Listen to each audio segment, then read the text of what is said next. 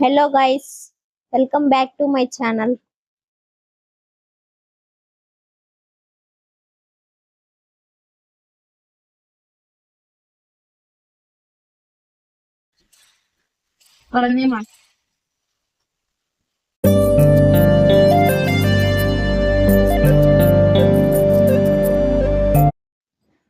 మా నాకు చోలే కర్రీ పూరి తినాలనిపిస్తుంది, చేస్తావా?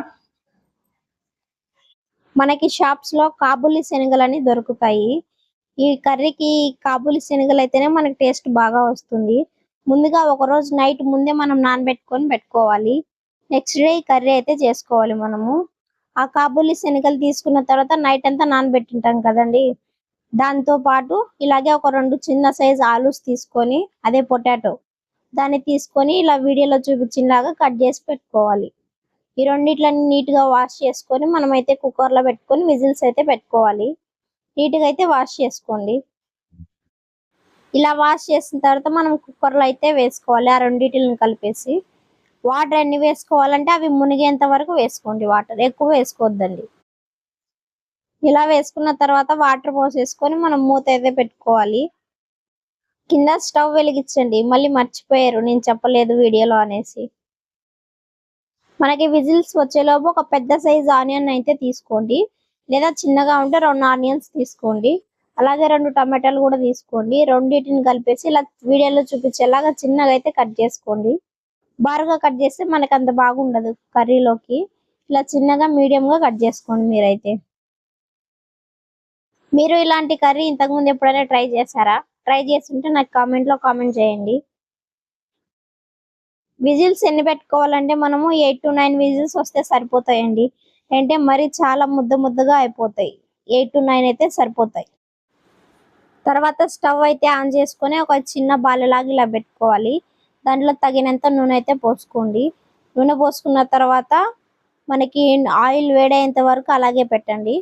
చిన్న మంట మీదే పెట్టండి, మరి హై ఫ్లేమ్ లో పెడితే అవన్నిటివి మాడిపోతాయి.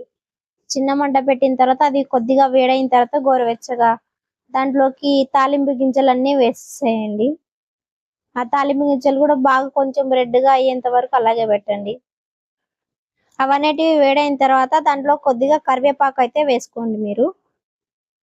దాని తర్వాత అలాగే మనం కోసి పెట్టుకునేటి ఉల్లిగడ్డలు అవి ఉన్నాయి కదా, అవి దీంట్లోకి వేసేసుకోండి. జస్ట్ ఉల్లిగడ్డలు మాత్రమే, టమాటాలు కాదండి. మళ్ళీ టమాటాలు నెక్స్ట్ వేసుకోవాలి. అలాగే ఒక స్పూన్ పసుపు కూడా వేసుకోండి దీంట్లోకి. మీ టేస్ట్ కి తగినంత ఉప్పు కూడా వేసుకోండి. మళ్ళీ ఎక్కువ అయితే వేసుకోవద్దండి, కావాలంటే మనం లాస్ట్ లో వేసుకోవచ్చు తక్కువ అవుతాయి ఒకవేళ. ఇలా అన్ని వేసుకున్న తర్వాత లో ఫ్లేమ్ లో పెట్టుకొని మాత్రమే మీరైతే ఆ కర్రీని చేసుకోండి. మళ్ళీ హై ఫ్లేమ్ లో పెడితే అవి మాడిపోయి టేస్ట్ అనేది వేరేగా మారిపోతుంది. ఇలా అవన్నీ కలిపిన తర్వాత నీట్ గా అయితే మూత పెట్టుకొని బాగా ఉడికిపోతుంది లోపల. ఇప్పుడైతే ఇవన్నీ ఉడికిపోయాయి కాబట్టి దీన్ని అయితే మెత్తగా అయితే స్మాష్ చేసుకోవాలి మనము. ఇక్కడైతే నేను గంటెతో చేస్తున్నాను, దాంతో అంత నీట్ గా రాలేదు. మీకు ఈ స్మాషర్ గానీ లేదా పప్పు గుత్తి గానీ ఇట్లా ఏమన్నా ఉంటే దాంతో అయితే మీరు చేసుకోండి నీట్ గా.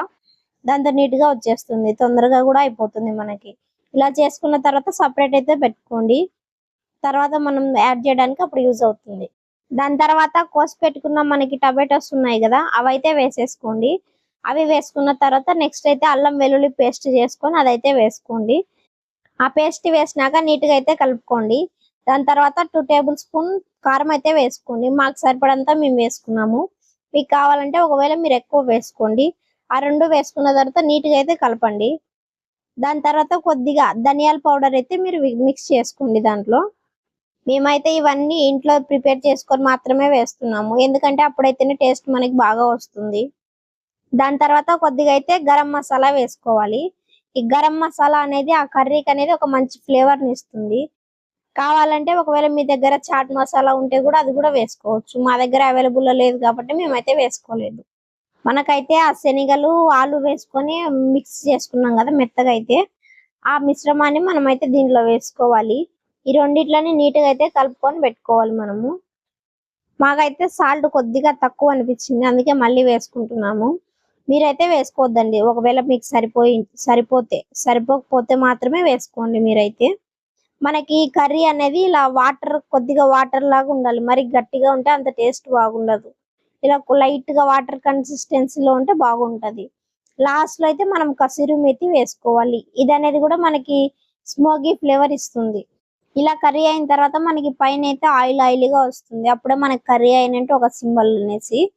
ఇలా పైన ఆయిల్ వచ్చిందంటే మనకి కర్రీ అనేది రెడీ అయిపోయినట్లే. ఇప్పుడైతే పూరి చేసుకుందాము. మేము ఇలా పూరి పిండి అయితే ముందే నానబెట్టుకొని పెట్టుకున్నాము. ఆ పిండి బాగా నానిన తర్వాత ఇలా చిన్న చిన్న ఉంటలు అయితే చేసుకొని చిన్న సైజ్ పూరి లాగా అయితే మనము తయారు చేసి అయితే పెట్టుకోవాలి. నేనైతే చపాతీ చాలా బాగా చేస్తానండి. మీరు ఎలా చేస్తారు?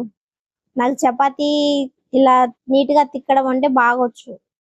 నెక్స్ట్ అయితే మనం ఆయిల్ పోసి పెట్టుకొని ఒక ప్యాన్ లో అది బాగా వేడైనంత వరకు మనం చపాతీలు తిక్కి పెట్టుకున్నాం కదా, అవైతే దీంట్లో వేసుకొని అయితే మనం కాల్చుకోవాలి. పూరి కొద్దిగా మందం తిక్కితేనే మనకి ఇలాగా బాగా పొంగుతాయి, లేదంటే ఏదో అప్పడాలాగా మెత్తగా ఉండిపోతాయి. కొద్దిగా మందం తిక్కుంటే మనకి ఇలా బాగా పైకి లేసి వస్తాయి. అప్పుడు టేస్ట్ బాగుంటాయి పూరి తినడానికి. మేమైతే అక్కడ టిష్యూ వేసి పెట్టుకున్నాము ఆయిల్ పీల్చుకోవడానికి. మేము ఏదైనా ఆయిలీ ఫుడ్ ఐటమ్స్ చేసుకుంటే మాత్రం ఇలా టిష్యూ వేసుకొని చేసుకుంటాము. ఇక్కడ వీడియో తీస్తుంటే పూరీలు వేస్తుంటే అసలు ఆ పూరీలే పొంగట్లేదు, ఎందుకో ఏమో తెలీదు. ఆ వీడియో తీయనప్పుడు మాత్రం పూరీలు చాలా బాగా పొంగాయి. ఎందుకో మరి కావాలనే పూరీలు కూడా అలా చేస్తాయి వీడియోలో కనపడకూడదని. చూడండి, చెప్పాను కదా ఇందాకలా సరిగ్గా పొంగలేదని. వీడియో తీయనప్పుడు ఇవన్నీ పొంగినేటివి, అందుకే మీకు చూపిస్తున్నాను. ఫైనల్ గా మన చోలే కర్రీ పూరి అయితే రెడీ అయిపోయింది. ఈ కాంబినేషన్ ఫుడ్ ఐటమ్ అయితే మనకి కాశీలో, వారణాసిలో, ఉత్తరప్రదేశ్ లో చాలా ఫేమస్ అండి. సేమ్ అదే టేస్ట్ వచ్చింది మాకైతే. మరి మీరు కూడా ఒకసారి ట్రై చేసి కామెంట్ సెక్షన్ లో కామెంట్ చేయండి. థ్యాంక్స్ ఫర్ వాచింగ్ హరి భావన channel and keep supporting. Subscribe చేసుకొని చూసేయండి.